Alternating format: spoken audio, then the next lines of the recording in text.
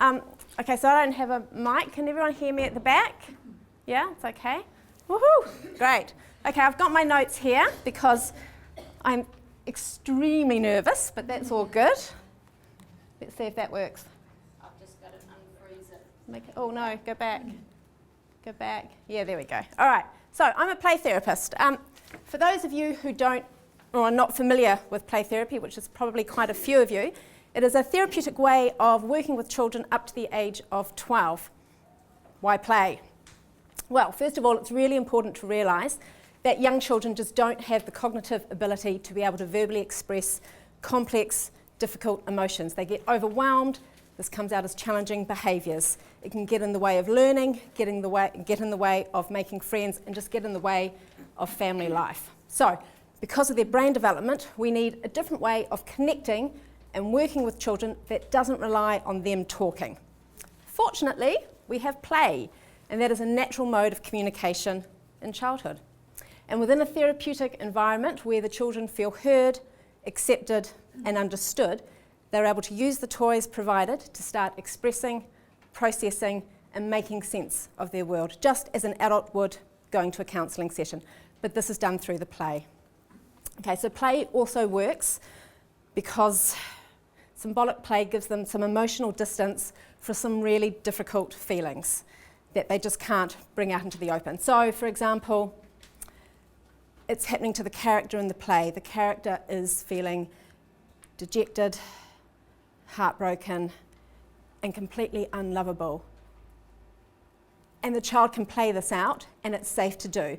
But the child is nowhere near having those internal resources to be actually able to access those feelings directly. But we can do this through the play. All right, play is also wonderful because it gives children a sense of control. When sometimes their lives can just seem completely out of control, they are able to stay in control of their play. It can help them make sense of experiences. They can play out scenarios over and over again to make sense. They can vent feelings, and all of this is through the play. So while I don't teach social skills or anger management, I work to create a therapeutic environment that enables children to use the relationship and their play for growing in confidence, awareness, acceptance of themselves, self-esteem. So as children begin to feel better about themselves, we see decreases in challenging behaviours. So much like the movie, the play therapy I practice works from the inside out and is a developmentally appropriate way of working with children. There we go, that's play therapy in a nutshell. All right, okay. Oh no, we're doing neuroscience, that's right. We're getting on. So I'm bringing in neuroscience. So I'm keeping with that inside, working from the inside theme, bringing in neuroscience to give us an additional way of looking at what's going on in kids' brains when they're angry, and our own, because that happens. And I also want this neuroscience perspective to help us have some understanding about how our interactions can help brain development and strengthen relationships.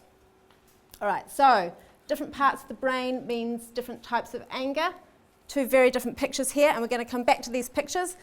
They're coming from different parts of the brain, and they will require different ways of responding to them. Okay, 3 levels of the brain. An extremely, extremely brief overview because I'm not a neuroscientist. I'm a play therapist who just has a massive interest in this. All right, so 3 levels of the brain, or 3 parts of the brain, they have different functions. We're going to start with the reptilian. So that is, I don't know, can you see that bit down here? The pink bit coming down? That's our very primitive part of the brain. That's survival. It looks after our heart rate, our breathing, our core body temperature, and it kicks in when we feel threatened and frightened with our survival instincts of fight, flight, freeze, or faint. What's really worth noting here is that this part of the brain is very easily triggered in children who come from traumatic environments. So these are the kids you see in the playground who,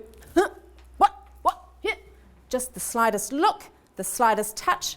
What's happened is that part of the brain has been triggered, and they are in their instinctual fight or flight mode. So I think that's really worth knowing for those who are teachers. All right, going on to the limbic system, that's our yellow bit over here. This is our social emotional storehouse. This is where all the emotions happen. This is sort of the good stuff, the emotional operational centre of our brain. When this part is engaged, when it's on fire, we are acting out. We are woohoo! We are as nervous as hell. It's all coming out. This part of the brain just acts out all these feelings. It doesn't have any control of them. So this is pretty much what we see in like babies and toddlers. They're just acting out. There's no control. The other bit I think is really important is that this part of the brain processes body language, atmosphere in the room in a nanosecond.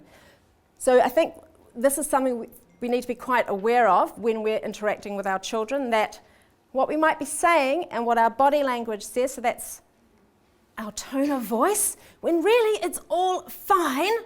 Well, it's obviously not fine.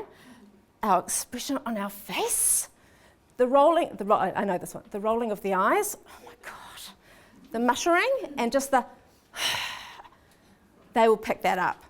And what happens is that if we're saying something different and our body language is saying this, they're going to go with this. When in doubt, they go with the body language. So I think that's quite important just to be conscious of, that our body language needs to be congruent with actually what we're saying. Now we get to the prefrontal cortex. This is the big blue bit. This is the really amazing one. This one develops after birth and goes up until about the age of 25. So there's still hope for me, obviously. This has all these wonderful functions that responsible for sound decision-making, planning, self-understanding, empathy, morality, control over emotions. Control over emotions. This blue bit here, the prefrontal cortex, that is what is going to control our emotions. So when that limbic system is all aroused and it's going for it, you need to have a prefrontal cortex to contain it. And it hasn't developed in babies and toddlers. It ain't there yet. And the way that it develops and all these under wonderful functions is through interactions. And that is the coolest thing, is that it is, as you see down at the bottom, experience-dependent neural connections. That means it needs to have the interactions for all these wonderful functions to actually develop. A child isn't going to get empathy on their own. It's just not going to happen. They're not going to be able to will basically have control of their emotions on their own. It has to be done for them. They have to experience it for these functions to develop. So the prefrontal cortex develops in nurturing interactions to have control over the limbic system. And I think that if you could just take that home with you tonight, think about your interactions. So how you cuddle your babies, how you play with them, how you look after them when they're asleep, how you share in their joy, how you guide them when they are pushing all those limits. All those interactions have a significant impact on this part of the brain forming. And that's all I have to say about that one. It's just my big thing. All right, where in the brain is this tantrum coming from? Okay, so we've had a brief look at 3 different parts of the brain and a little bit of an idea of their different functions. So now we can have a think about when a child is in full throes of a tantrum, what part of the brain is being activated. And this gives you an idea of how you should best respond, armed and ready. So we're going to start with the prefrontal cortex, or the upper part of the brain. So upper brain tantrum. This is conscious. This is deliberate. I want those shoes and I want them now. Yeah. Kind of like that. All right, this is a manipulative one that is pre-planned. And they know what they want. There's an absence of tears. They can't articulate exactly that they want that chocolate bar and they want it now. They've got you as a hostage. And how it's developed is that it's worked for them. It's a strategy. It's worked. They've done it. It's worked. I'm going to do it again and again and again, because I will wear you down and I will get that chocolate and those pair of shoes. So this needs limits set very firmly. But the big thing here is that if you react in anger, I am not going to buy those shoes for you today. That behaviour is absolutely disgusting. What's going to happen is that you can quite easily shift this tantrum from the upper brain down to the middle brain, because they've picked up on that body language. They're feeling threatened, and suddenly you've moved the tantrum down. So this is where it's really important to be calm and be firm with those limits. And and the big thing here, not possible in babies and young children. They do not have the brain development to do this. They cannot do it. So your baby who's 11 months old and is crying at 3 in the morning, again, is not being naughty. Is not doing it to push your buttons. It feels like it, I know, but they do not have the brain development to be able to do that. They need your comfort. Middle brain tantrum. Okay, this is a distress tantrum. This is the absolute tears. This is on the floor, absolute emotional overload. And because it's the limbic system and that's been aroused, they have no control. They have completely cut off access. If they do have developed connections with their prefrontal cortex, it has been completely cut off. They do not know what to do with themselves. They need help. They need you to be their prefrontal cortex. They need you to wrap them in your arms. They need you to connect with them, you to calm them down, to get all the cortisol, which is the stress hormone that's rushing through their body. They need you to connect with them, to start getting some oxytocin, which is the good hormone, through their body, to calm them right down. So that's our middle brain tantrum, and that I think is what we can see a lot of, is particularly in young children, because they just don't have the ability to calm themselves down. All right, lower brain tantrum. So this is the one where they're feeling very, very threatened and very, very, very, very frightened. And this is our fight or flight sort of one. And this child will have huge amounts of cortisol running through their body. And again, they're in desperate help to be calmed down, to have someone do this for them. Unfortunately, they are very good at miscuing, and their behaviour can be very aggressive, and that is because they are fighting for their lives, for their perspective. So if we go back, see if I can do it. Look at that. Okay, all right, so can you guys all see the pictures? Kind of? Okay, the one on the, would be your right? Your left, oh God, here we go. Your left, okay, all right. Where do we think that tantrum's coming from? So we've got prefrontal or upper brain, middle brain, or lower brain? Upper brain, yeah, that's like it. All right, and what about this one? Yeah, that is complete distress. I mean, and you can feel it. Looking at it, you can feel that in your body, that child just needs to be wrapped up. All right, so where are we moving on to? Here we go. When we react with anger, okay, it's going to happen.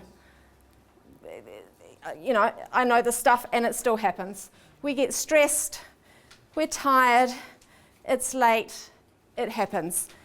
And I think that's important to realise that none of us are ever going to go through without ever being angry with our kids. All right, but what's happening in our brains?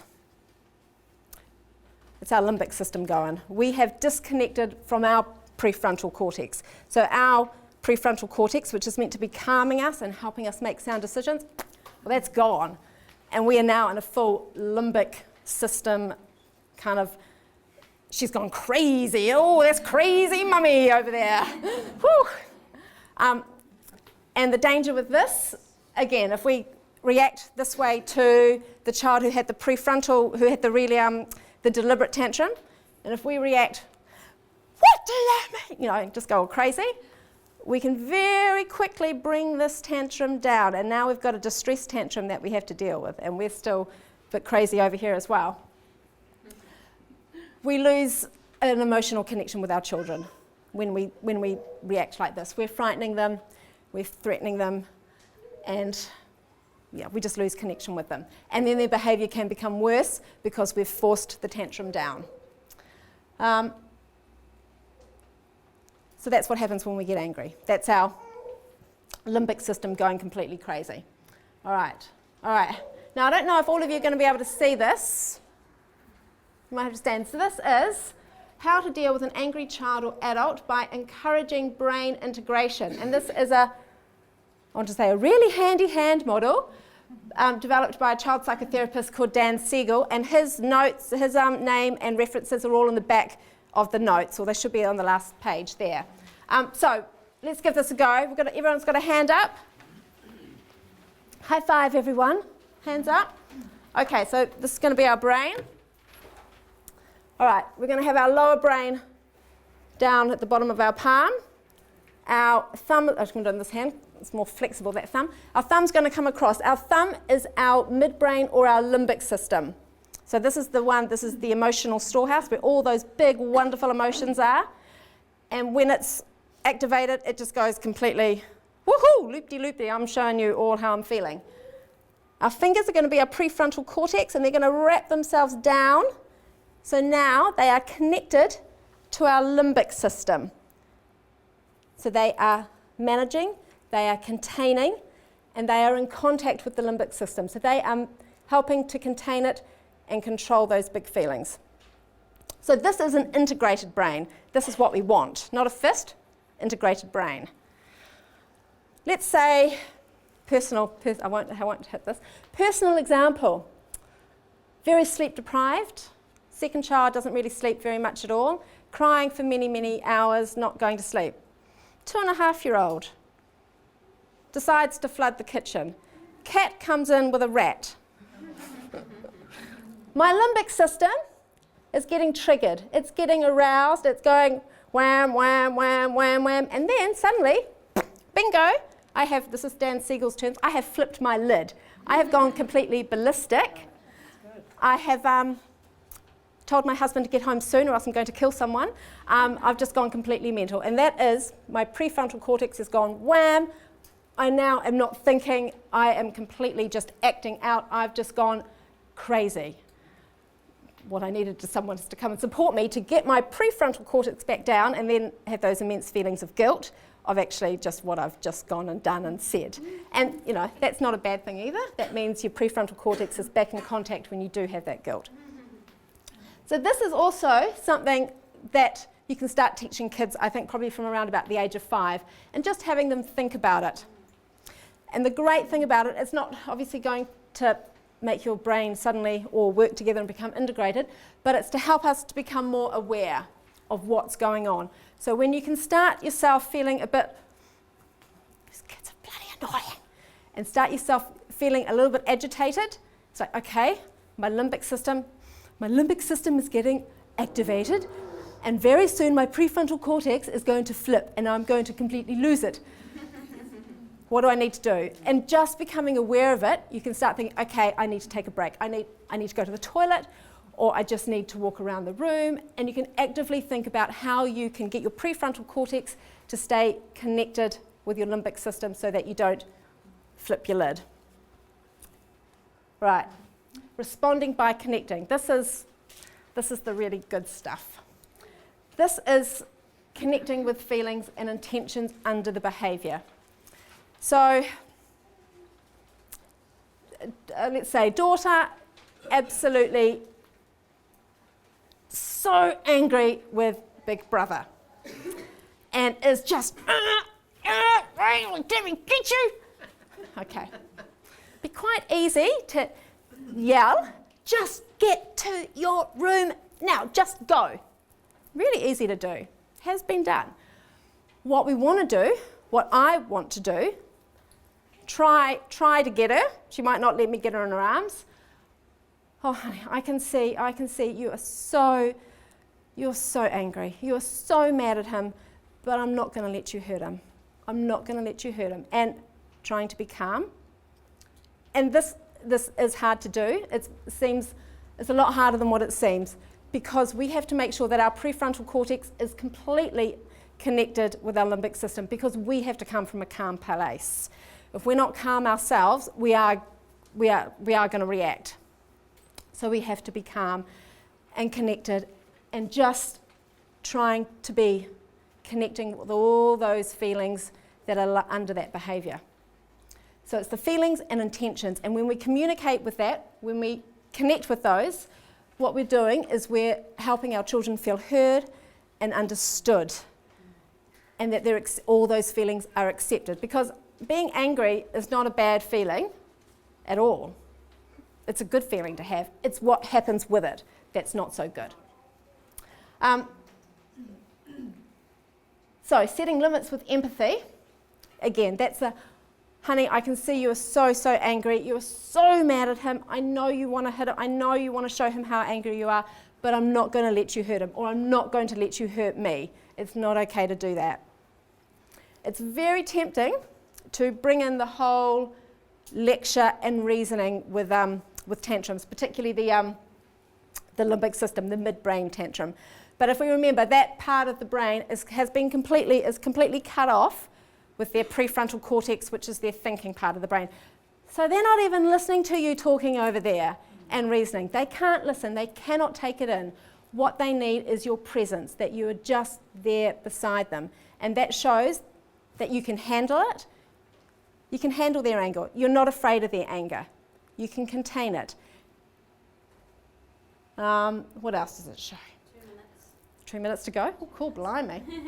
All right, once calm, then you can start asking questions. You can start being curious, because that is going to engage their prefrontal cortex. What could have you done differently? How would you do it differently next time you got angry? What was happening for you today to get so angry? So then you can start problem solving and helping them to use their prefrontal cortex. All right, we're nearly there. Okay, repairing relationships when we get angry, because yes, that happens. But I want to say that the repairing is really, really important, and it's a fantastic way of role modeling that the relationship is valued over everything. So I think a really good thing that I say quite often is, I'm so sorry I got mad. I just really got angry and I started yelling, and I think I really scared you, and I'm sorry. And leave it at that. Again, it's tempting to go, but your behaviour. No. Because that's going to get them on the defensive again. We've just got to stay with, I'm really sorry. And leave it at that for them. All right, last little bit I'm going to say, being the play therapist, is that make time for play to strengthen relationships. What we want is for our children's emotional backpacks to be full of all those good experiences of feeling loved and valued and connected with you, because when they wear this backpack and it's full of all those good feelings that they feel about themselves, it's much easier for them to wear all the stresses of the day. Little frustrations aren't so bad if they're feeling good about themselves. And the last little bit, you only have to be good enough. That's it. We don't have to be perfect. This is a very famous child psychotherapist, and you do only have to be good enough. And I think sometimes we beat ourselves up because we've done a bit of yelling. We haven't been the perfect person we want to be. We don't have to be that person. And I think that gives us compassion for ourselves and compassion for others when they're having a hard time. And that is the play therapist's take on neuroscience.